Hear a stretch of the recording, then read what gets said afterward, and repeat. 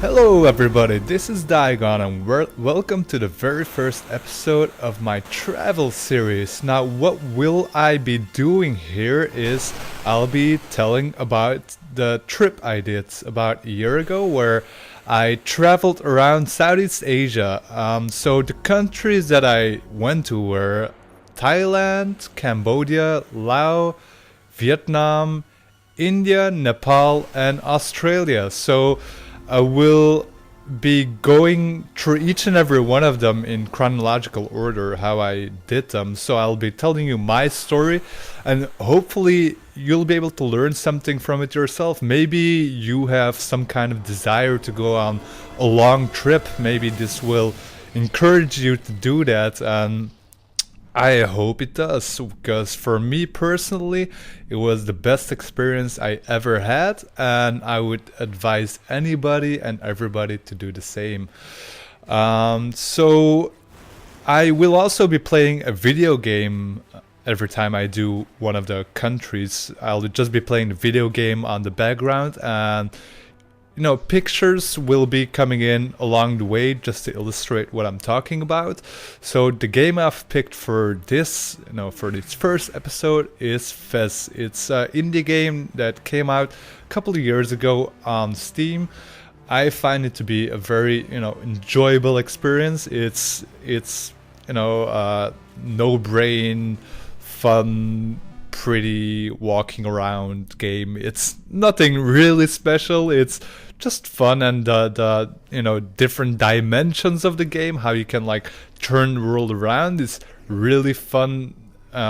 Is a really fun way to interact with the game, and you'll see the playthrough while I'm talking. So before I get started talking about the first country, which is Thailand, I'll do a general overview of the countries that I'm going to be talking about.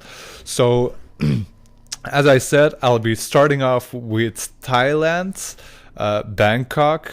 That's going to be this episode. So Thailand is going to be, I think, 2 episodes or 3 episodes.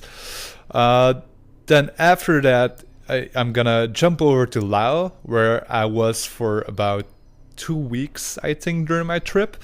Then I came back to Thailand for about 2 weeks again, or 3 weeks. And after that, I went to Cambodia, where I stayed for about a month. And afterwards, I went to Vietnam, which I did by motorcycle. I stayed there for 2 months and drove all the way through Vietnam on a motorbike.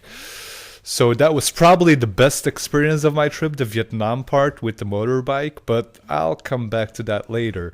So after that, I went to India for 2 weeks, really just passing through, and to get to Nepal, actually, because the flight from Vietnam to Nepal was, I think, about twice as expensive as the flight from Vietnam to India. So I flew to India, to New Delhi to be more exact, and then from New Delhi I took the train to Nepal, Kathmandu. So after Kathmandu, I actually went back home for about 3 months, and after those 3 months I went to Australia for 3 months again, and after Australia I came back to Thailand again, to Pai, which is my favorite place of my entire trip. Like, Vietnam was my favorite country, but Pai was definitely my favorite place to be. So let's jump right into it. So first off, before I left on my trip, I had to take care of a lot of paperwork. So because it was elections that year in Belgium, and Belgium voting is obligated. You have to do it. It's not a choice. So I had to appoint somebody else to go voting for me that year, which was a bit of a hassle. You have to go give somebody permission, legal permission to vote in your name to make your choice. So that was a bit of a nuisance. Also, my taxes, I had to, hand that over to somebody else to take care of it. It's a bit of paperwork before you leave on a trip of several months. In total, I was away for a year, I think. Yeah, about a year. So, don't just think you can pick up your bags and leave. There is some paperwork involved. Especially also because the ticket I bought, when I bought the ticket, the lady at the travel agencies, she wasn't sure if I could just buy a one-way ticket, which was a bit of a nuisance. So I had to buy a two-way ticket with a movable date because they couldn't plan my back tickets a year in advance. They don't know yet how the flights are gonna be. So I got a ticket that I could move the return date on. So after all that was taken care of, I decided to take off, and it was time to go. I can't remember exactly when I left. The exact date, I think it was. I'm really not sure. I think it was July that I left, June or July that I left. For Bangkok, for Thailand. So I decided to go there couchsurfing. So I stayed with, I had contact with somebody on couchsurfing, and she invited me over. And so when I got there, she was still living with her family. So she actually did have her own place, but then some money issue came in and she had to move back with her family just as I was coming over. So it was kind of a funny introduction to Thai culture because, it's very different there. It's a much, more socially directed society compared to Western society where it's more money based. We have a money-based society, an individual society where everybody takes care of themselves, but not in Asia. It's a very social, coherent society.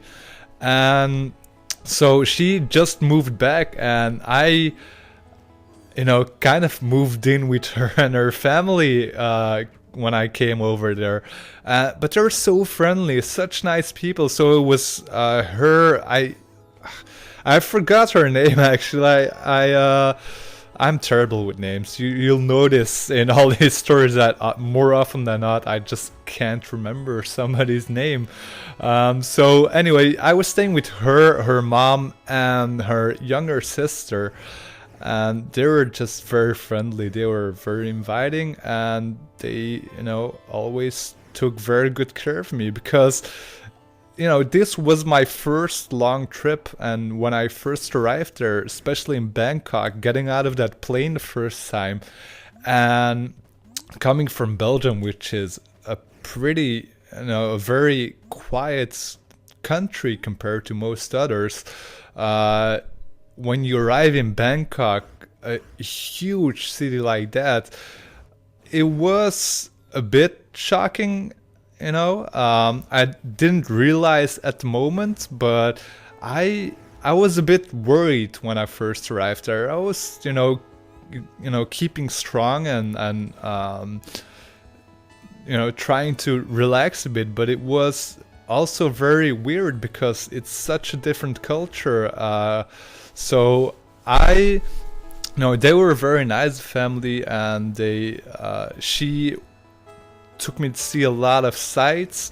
I stayed in Bangkok for about a week, and I went to see a lot of temples. Bangkok has loads of temples, very nice ones as well.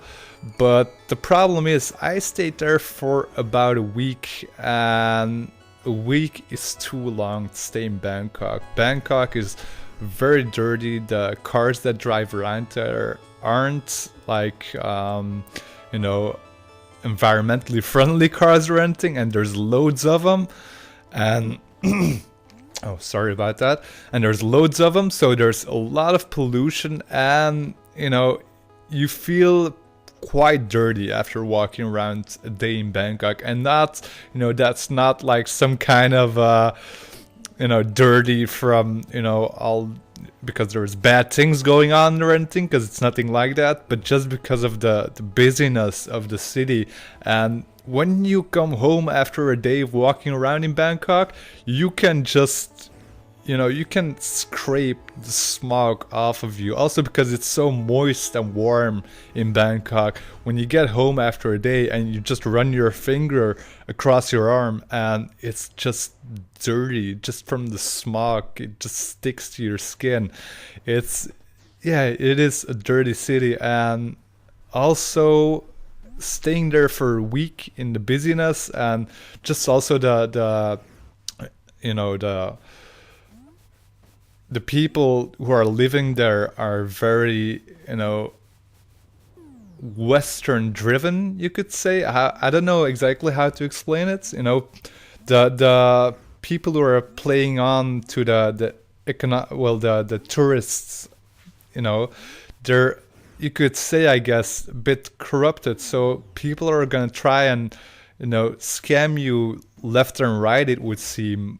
But there's only a small percentage of the people who come over to really want to scam you. But there are scammers, and there's a chance of running into them because, as I said, Bangkok is a huge city, and where there's a lot of tourists, there's always going to be people there trying to, take advantage of those tourists who don't really know the lay of the land. So you always have to watch out a little bit, and especially when taking the tuk-tuks, they'll often, one of the more familiar scams in Bangkok is a tuk-tuk driver will pick you up and they'll say, "Oh yeah, I'll make you a really good price, this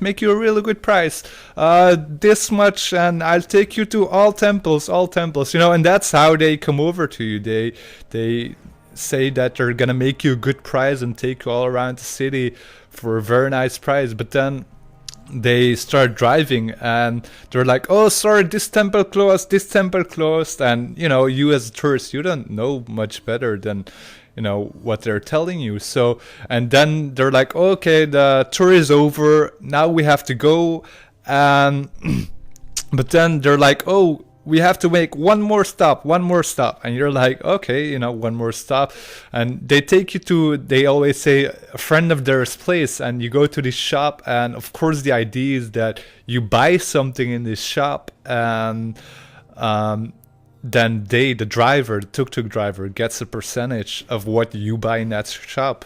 But so it's a bit of a high pressure situation. I had it happen to me. I knew it was common practice, and I knew that it was just, they tried to kind of like push you into the sale. It is high pressure. They're like, "Oh, come on, why don't you buy something?" And they're like really trying to push you to buying something.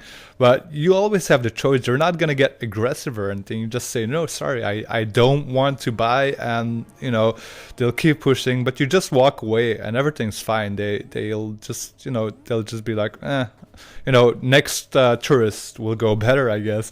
But just don't walk into those tourist traps. But Bangkok, walk around there, but don't stay there for too long. If you're there to party, which I'm sure a lot of you guys are, go to, I think it's called Sunsuk Road or something. I don't know. I'll look it up afterwards. This is here a picture of it by day, and now it looks pretty quiet. But this is like the one street where all the tourists go in Bangkok to party at night, and this street gets crazy at night. I went there one time. It is just mayhem, the things you see there, really. This here is a fine example of how they do not care about what's going on there. If you're there to drink, they are there to serve. And a lot of bad things go down over there as well. I've heard of people getting robbed there. Don't trust the prostitutes that run around there. Like heard on word of I've heard blah, blah, sorry about that. I've heard on more than one occasion that somebody took a prostitute home and they just always almost always rob them blind. You know, they take them home, sleep with them, then they wake up and everything's missing. So be wary of the local population that are very keen on interacting with you. You know, I mean, don't shun them. You know, obviously there's still a lot of really fun, really good people there, but you need to, you know, don't make stupid decisions, I guess I should say. But it's not always easy to tell which ones to trust and which ones it is not to trust. I never really had any big problems, but I've heard stories of people who were just, you know, but usually because they weren't being very clever about it, really. Anyway, this was also a pretty fun club I was in. It was, sorry, it was pretty good music, and they were showing football inside the club on the TV there in the back.